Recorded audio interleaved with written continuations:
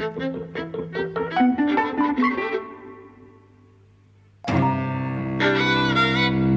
and welcome to Eavesdropping at the Movies. I'm Mike. And I'm Jose. And today we're talking about And Then There Were None, Yes. the 1945 version. There was one from 1974, I think, as well. An adaptation of Agatha Christie's novel, which is variously known as And Then There Were None and 10 Little Indians, and it also had an original title that was more offensive. Yes. It was changed. This is another Agatha Christie that I was not familiar with, didn't know the story, had never seen an adaptation, never read it. Like it was with Murder on the Orient Express, which we saw a couple of versions of back when we started the podcast. So I was thrilled to discover, what it's about and what happens. You familiar with the story? I have not seen it before, Right. but I think I am familiar with the story because there was a television series of it on BBC a couple of years ago. So I was familiar with the story a little bit, but I must say I found this dull. Yeah. It's on the dull side. Yeah. This is directed by René Clair. Who is a hugely famous director. There was a period in the 1930s where he was widely regarded as being, one of the great directors in the history of cinema. He had done a series of films, particularly Sur le toit de Paris or En à nous la liberté, which seemed to free the camera. Yeah, it's like, you have the camera kind of panning up and down streets of Paris, in a courtyard, and it was like a dancing camera, really. And it was also a musical, which seemed to go from apartment to apartment to apartment. It was very inventive and kind of dazzling.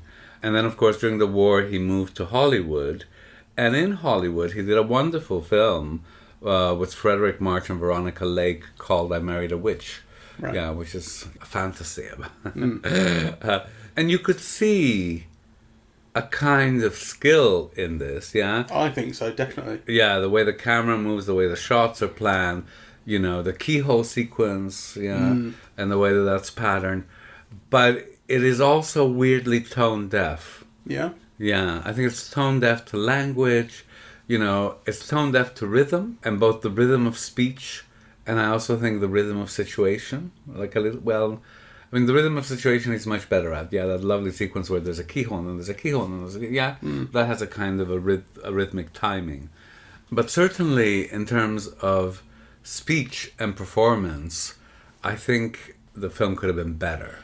Yeah, because it's a film that has a sense of humour and it has funny lines of dialogue, and some of them are delivered well and everything, but there is something that's lacking about the way that all feels, the dialogue, the way it's delivered, and most of the actors, as you said halfway through the film, are not giving good performances. You said at one point when the butler's giving the most charismatic performance, you're in trouble. Yeah.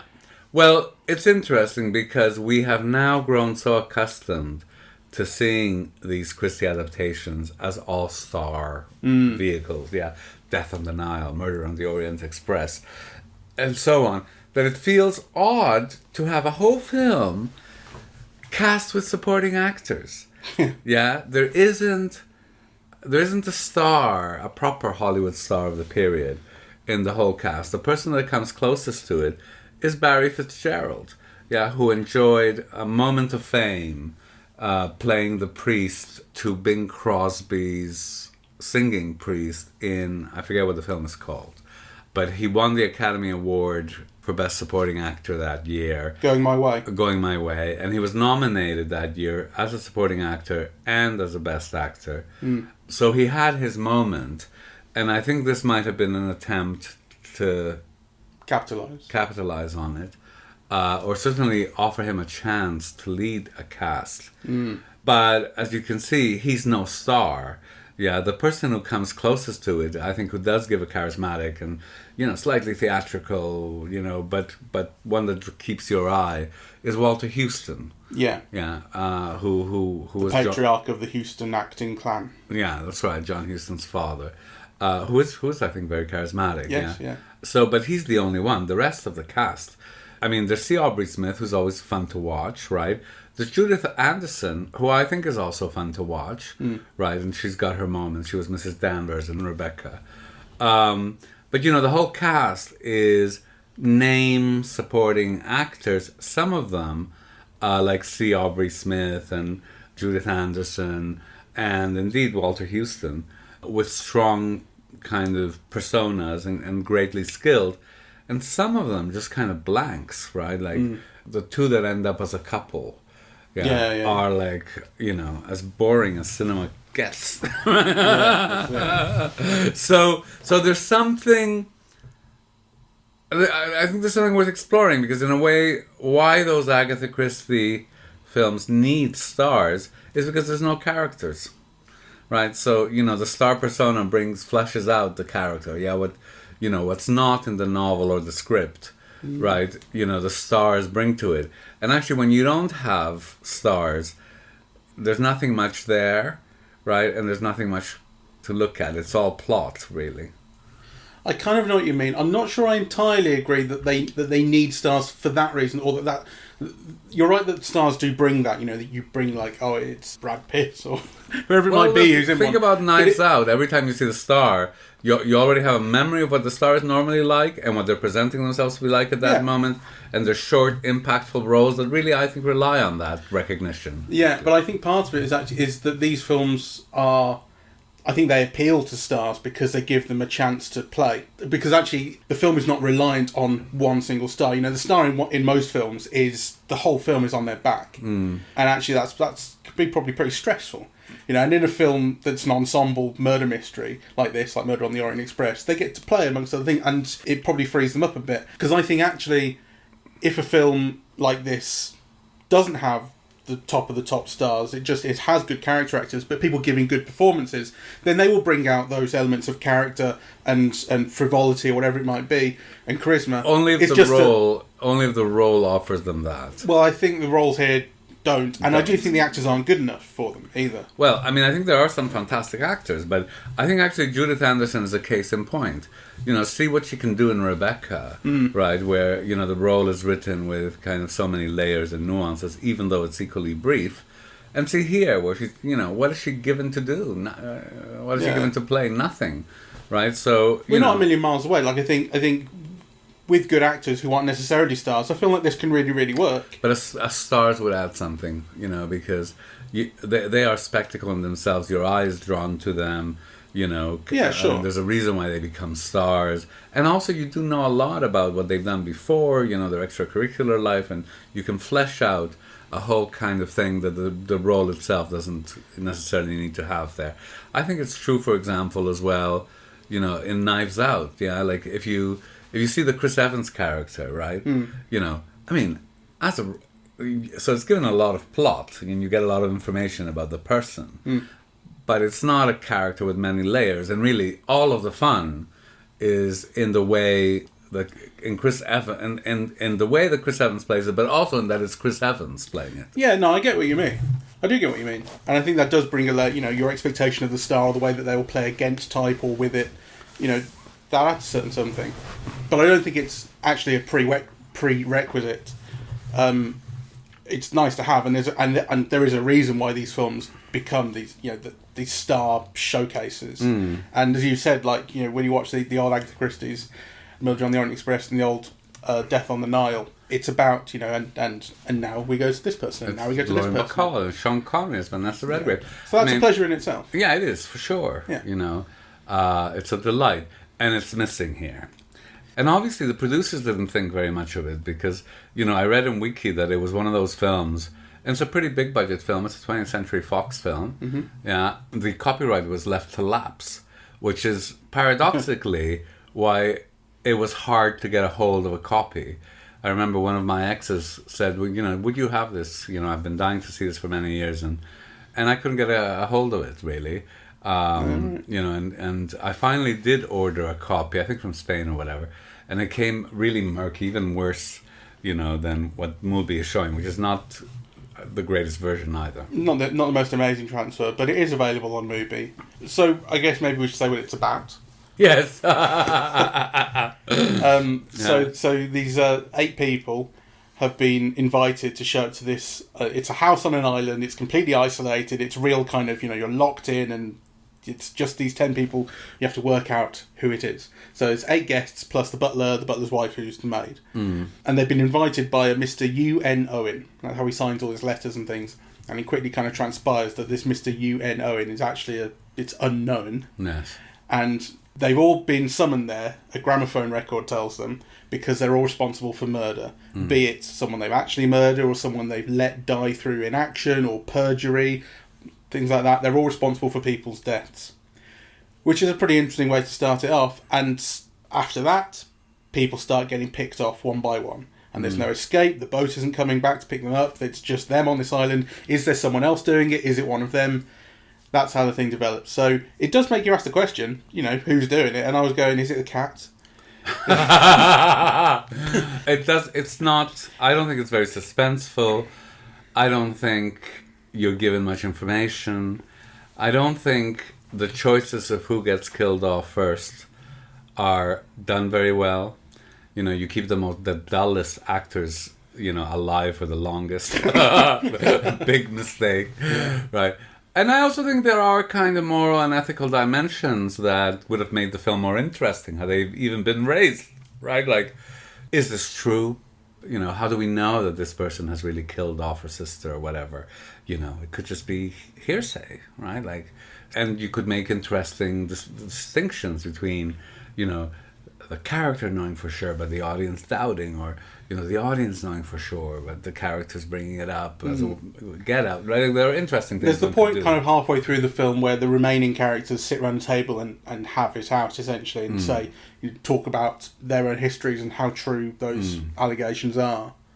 So it approaches it at that point, but it could do more with the level of suspense. And I suppose it was quite obvious that this had to be connected, right? Like it's not a coincidence that all these people have this murder accusation about them, and they've all been invited to show up here, and they're all getting picked off. It's all connected somehow, and that's what the film's inviting you to speculate on.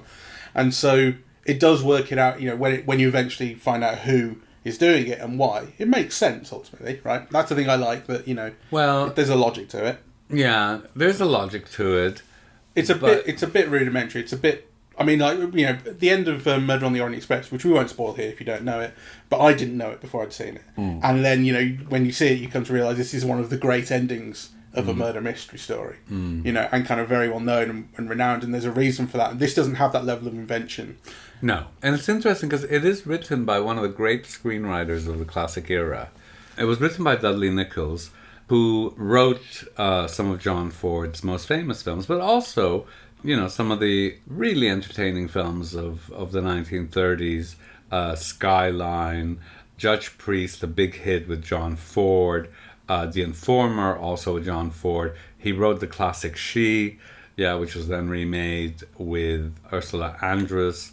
He wrote The Three Musketeers, The Crusades for DeMille, Steamboat Round the Bend. He did several films for Katharine Hepburn, including Mary of Scotland and Bringing a Baby. He wrote Gunga Din and Stagecoach. I mean, these are like just some of the classic, great films of the period. In this time, he wrote For Whom the Bell Tolls, a big hit of the period, Government Girl with Olivia de Havilland, another big hit.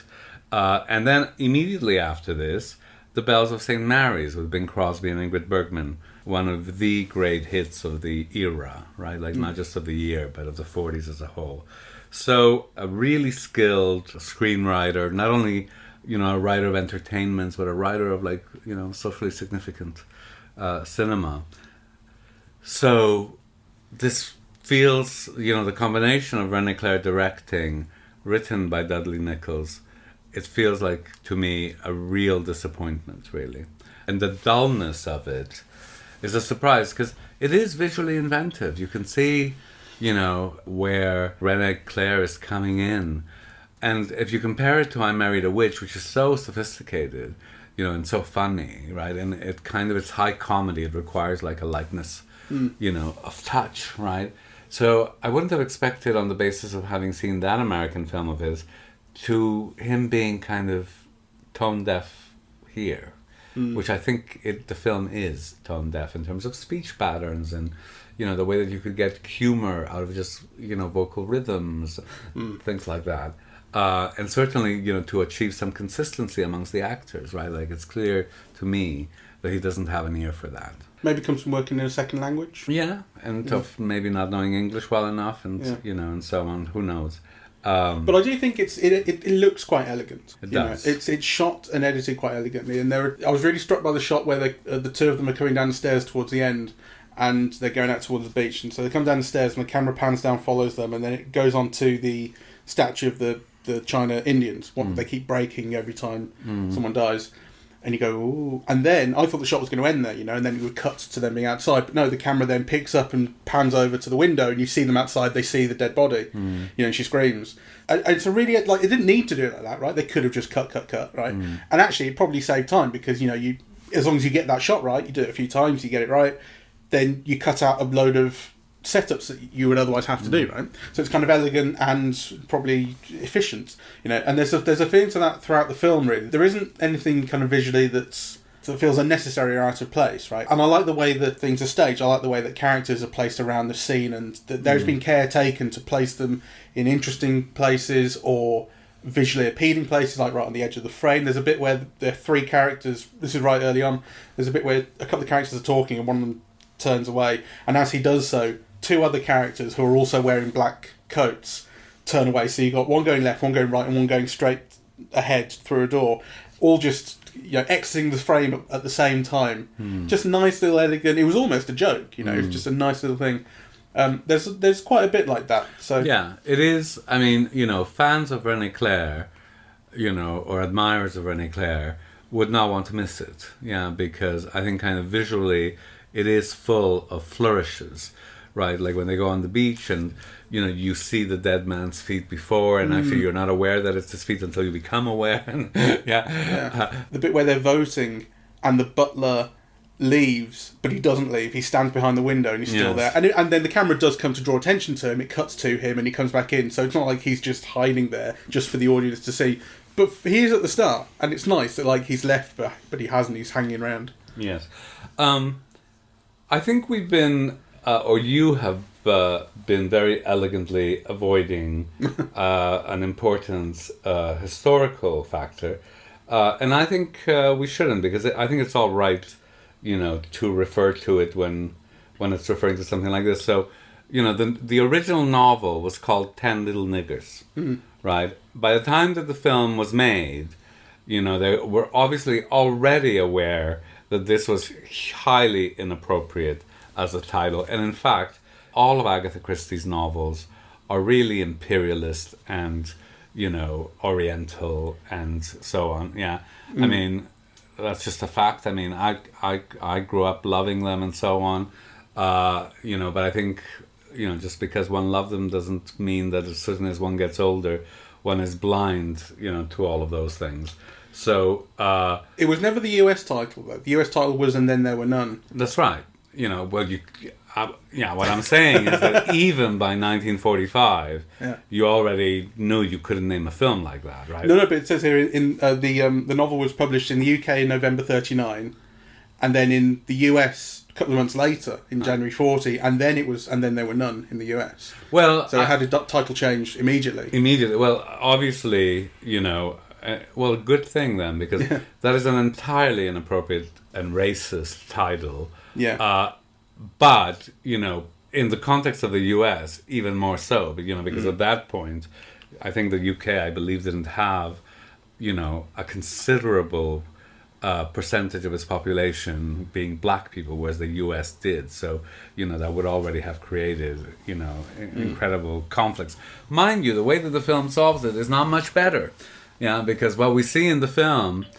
And I think this would raise, a ruckus now, certainly kind of in Canada, is replaced by 10 Little Indians. Yeah, that's what the UK title of the book was changed to as well. Yeah. Right.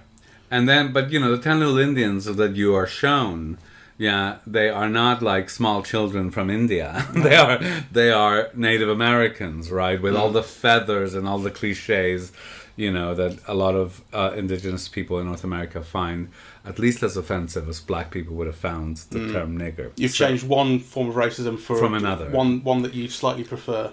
Exactly. Yeah. One which will, at a particular moment, would have made you less liable to be called a racist, even though you clearly were one. Yeah. The title, it all comes from a song. It's a children's song, and they sing it throughout the film. And it's important to the story, Yes. because it's about these kids. They die in various ways, and that's reflected in how the members of this household, the guests at this party, die.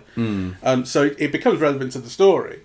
And the title, "And Then There Were None," and the way it's used is inoffensive, I think. But it's that way that, like, it's the way that sort of, you know, like your grandparents or even your parents in this country, like, they used to have a gollywog toy as they were a kid, and they're like, there was nothing wrong with it. And it's like, well, you were a kid, so, you know, I forgive you, but there was something wrong with it. Yeah, for sure. You know, it's a little bit like that, like, oh, we used to sing 10 Little Niggers when we were kids. It's like, okay, but you don't have to anymore. Yeah. You know, we could also, move on. just because you enjoy it doesn't mean it's not racist. Really. I want to get to another point which you reminded me of, which actually was about the song. One of the things that makes the film dull, I think, is the use of music. Right? If you think of that song and how often it's replayed, and, you know, every time there's a murder, you come back to the refrain of, you know, that song. I just think that kind of sonically, in terms of arrangements, kind of, it could have just been made more interesting, more dramatic, more, the variations, could have drawn on different characteristics of each scene. And actually there was nothing really done with that. And I just felt it showed a lack of imagination. No, I know what you mean. Although I must say I did think about the score, because I'd kind of noticed that I was enjoying it. Which is not to say that I could tell you precisely what I was liking about it, but there did seem to be something fitting, or something that I liked about the tone of it, the way it was used. I don't know, I enjoyed the score. But you're right that the way that the refrain of the nursery rhyme is integrated, it's like it is a separate concern from the score. It feels like, you know, it's used as a story element and not a musical element. And I just thought that wasn't imaginative enough. So, shall we wrap up? Were you glad you saw it? Yeah, I suppose. You know, it's you know, it's a work of a certain time. It's not one of the best. It's like thing of, it's probably a film that's really, really easy to forget, because it's not one of the great films of its era. So why would you ever watch it? But I would suggest that unless you are an Agatha Christie completist, or you're a big fan of René Clair's career, the film doesn't give you many reasons to see it, in fact. No. Right? I mean, if you're only going to see, like, I don't know, 100 films from the 1940s, this would not figure in my list. No. You know, so thank you very much for listening. We are eavesdropping at the movies, and we are on Apple Podcasts, Google Podcasts, Spotify, SoundCloud and YouTube. On social media, we're on Facebook and Twitter, and the website is eavesdroppingatthemovies.com. Bye-bye.